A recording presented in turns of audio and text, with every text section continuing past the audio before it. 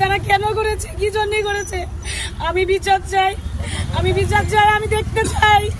তারা যেন আমার সামনে তাদেরকে দিয়ে ফাঁসি দিয়ে মারা হয়েছে, আমি যেন দেখতে চাই। আজকে আমি এতিম হয়ে গেছি, আজকে আমার পড়াশোনা শেষ হয়নি, আজকে আমি মাঝপথে। আপনারা সবাই জানেন আপনাদের পরিবারে সবারই সন্তান আছে, যার বাপ থাকে না তার কেউ থাকে না। আমরা এমন একটি ঘটনা জানাবো, দেখাবো, শোনাবো, যেটা ব্যাপক আলোচিত সমালোচিত লোমহর্ষক ঘটনা। এই ঘটনায় আটকে ওঠার মতো কিছু বর্ণনা এবং আবেগতাড়িত কিছু কণ্ঠ শোনাবো, দেখাবো। আমরা শেষ পর্যন্ত দেখবেন ভিডিওটি, সাথে থাকবেন। আমি প্রধানমন্ত্রীর মেয়ের মতো, সে আমার মায়ের মতো। একজন প্রধানমন্ত্রী আমাকে আশ্বস্ত এবং সহযোগিতা করেছে। প্রশাসনও যথেষ্ট আন্তরিক। তারা আমার বাবাকে হত্যা করেছে দেখতে চাই, জানতে চাই এবং শুনতে চাই। চাই বাবার লাশ। এমনই বুক ফাটা আর্তনাদ এবং কান্নাই, এমনই বাঁধ ভাঙা আর্তনাদ যেন দেশ ছেড়ে বিশ্ববাসীকে হতবাক করেছে। করুণ এই বার্তা সর্বস্তরের মানুষকে আবেগ তাড়িত করেছে। যে ঘটনাটি দেশ ছেড়ে বহির্বিশ্বের ব্যাপক আলোচিত, সমালোচিত এবং ব্যাপক সমালোচনারও জন্ম দিয়েছে। তবে তৎপর ভারত ও বাংলাদেশের প্রশাসন ইতিমধ্যেই উদ্ঘাটিত হয়েছে অনেক তথ্য, বেরিয়ে আসছে চাঞ্চল্যকর তথ্য। হ্যাঁ বিরাট, চলুন আমরা দেখে আসি, শুনে আসে বিস্তারিত। আমি জানতে এসেছি পরবর্তী কি আপনারা কি কলকাতাতে যাবেন?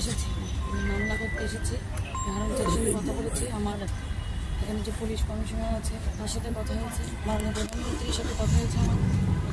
সেও আমাকে যথেষ্ট সহযোগিতা করেছে। তার সহযোগিতার মাধ্যমে আজকে আমরা জানতে পেরেছি আমার বাবার কথা। সে আসামিদের ধরার জন্য সে আশ্বস্ত করেছেন, সে সর্বোচ্চ চেষ্টা করবেন। পাশাপাশি ডিবি প্রধান হারুন আঙ্কেল সহ ডিবির সকল কর্মকর্তা তারা আমাদেরকে আসলে তাদের নিয়ে আমার বলার কিছু নেই। তারা আমাকে যে পরিমাণ সহযোগিতা করছে আপনারা জানেন। আমার কোনো ভাই নাই, আমরা দুই বোন। আমার বড় বোন ডক্টর, আমি LLB পড়তেছি, আমি 3rd ইয়ারে, আমার ফাইনাল ইয়ার চলে। আমি ইউনিভার্সিটি অফ লন্ডনের আন্ডারে পড়তেছি। আমি নিজেই আসছি, তারা আমাকে খুব সহযোগিতা করছে। তারা আমাকে খুব আন্তরিকতার সাথে দেখছে বলে আমি খুব তাড়াতাড়ি খুব ইনফরমেশন পেয়ে গেছি।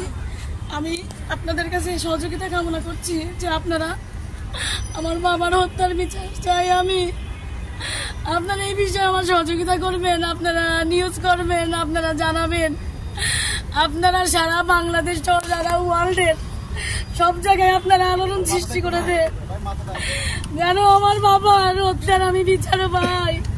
কারা করেছে, কেন করেছে, এর সুষ্ঠু তদন্ত চাই এবং আমি এর শেষ পর্যন্ত দেখতে চাই যে তারা কেন করেছে, কি জন্য করেছে।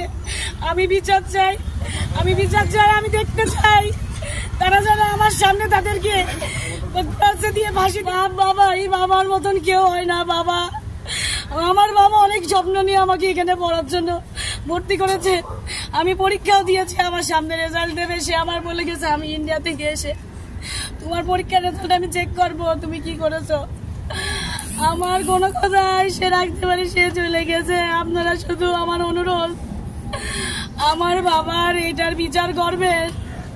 একটা সময় 14 বছর আমার বাবা বিভিন্ন মিথ্যা মামলার হুমকিতে বলিয়ে থেকে যখন আমি অনেক ছোট তখন আমার বাবার কাছে পাইনি। যখন আমার একটু বুঝ হয়েছে, আমি যখন একটু বুঝ তখন আমার বাবাকে আমি কাছে পেয়েছি, এখন আমি হারিয়ে ফেললাম।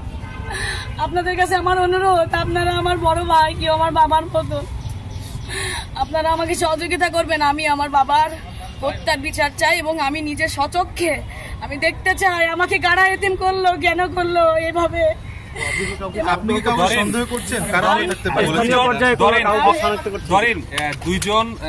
তিনজনকে গ্রেফতার করা হয়েছে, তার মধ্যে একজন আনোয়ারুল, একজন ফয়সাল। এদেরকে এরা আপনাদের বাবার সাথে গিয়েছিল? আমি চিনি না, কিন্তু আমি চিনতে চাই এবং আমি হারুন স্যারকে আমি বলে এসেছি যে আপনি আইডেন্টিফাই করেন কেন এরকম হলো। কারণ আমি ল পড়তেছি, আমিও কিছু আইনের নিয়ম জানি। আপনি ইনভেস্টিগেশন করুন, আপনি দেখুন তারা কারা, আমাকে চিনান, তাহলে আমি চিনতে চাই। আমি প্রকাশ্যে তাদের মৃত্যু দেখতে চাই। আমাকে এভাবে এতিম করে দিল। ডরিন, আপনি তো ইন্ডিয়াতে যখন গিয়েছিলেন সেখানে যে আপনি কি কিছু পেয়েছেন? আপনার সর্বশেষ কি কথা হয়েছে, আপনার পরিবারের কি কথা হয়েছিল? আমার সাথে সর্বশেষ ভিডিও কলে কথা হয়। এ বলে আম্মু আমি ইন্ডিয়ায় যাচ্ছি, আমি 2 দিনের মধ্যে চলে আসবো। তোমার দাঁতের ডক্টরের কাছ থেকে দেখানোর কথা, তোমার 2 দাঁতের সমস্যা, আমি এসে আমি নিয়ে যাব, তুমি যেও না।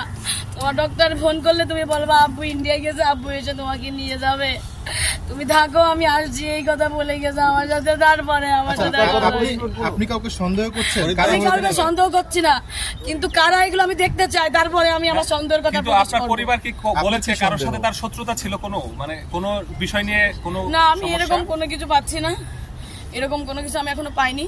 কিন্তু যাদের আসামি ধরা হচ্ছে বা ধরা হয়েছে, যাদেরকে এখনো ধরার পরিকল্পনা চলছে, তাদেরকে আমি ধরতে বলেছি এবং আমি সহযোগিতা চাচ্ছি, তাদের ধরুক, তাহলে অবশ্যই কোনো না কোনো কিছু বেরিয়ে আসবে। আমি কোনো কিছুই জানি না, আমি জানলে আমি তো তাহলে জেনেই যেতাম। আমার বাবা, আমি কি চাইবো? আপনারা বলেন, আপনার কাছে অনুরোধ, আমার বাবা, আপনারা সহযোগিতা করেন, আপনারা আলোড়ন সৃষ্টি করেন। আমি মাননীয় প্রধানমন্ত্রীর মেয়ের মতন, সে আমার মায়ের মতন, আমি তার দৃষ্টি আকর্ষণ করতে চাই। সে আমাকে যথেষ্ট হেল্প করছে, সে আমাকে মায়ের মতন করেই বলছে যে তুমি চিন্তা করো না আমাকে। সে প্রথম দিন তার সাথে আমার রবিবারে রাত 9:21 কথা হয়, যেদিন আমার বাবার আর মিসিং এর কথা, রবিবারে না আমার, সরি, আমি যেদিন দিবি আঙ্কেলের এখানে আসছি, হারুন আঙ্কেলের এখানে, সেখানে তার আগের দিন কথা হয়েছে। প্রধানমন্ত্রীর হস্তক্ষেপ কামনা করছি, সে করছে, প্রধানমন্ত্রী আমার আশ্বস্ত করেছে, আমি ইনভেস্টিগেশন চালাচ্ছি, আমি সব রকম চেষ্টা করতেছি।